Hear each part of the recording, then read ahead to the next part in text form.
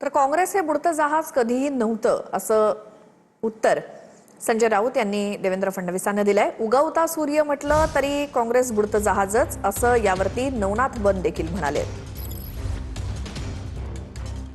या विलीनीकरणाबद्दल बेगानी शादी में अब्दुल्ला दीवाना अशा पद्धतीनं जो काँग्रेसचाही नाही, जो राष्ट्रवादीचाही नाही, तो व्यक्ती बोलतो आणि मग तुम्ही सगळे विलीनीकरणावर चर्चा सुरू करता की बुडत्या बोटीमध्ये कोणी पाय ठेवणार नाही।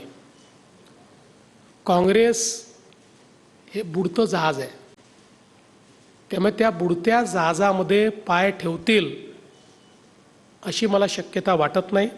काँग्रेस कधीही बुडतं जहाज नव्हतं।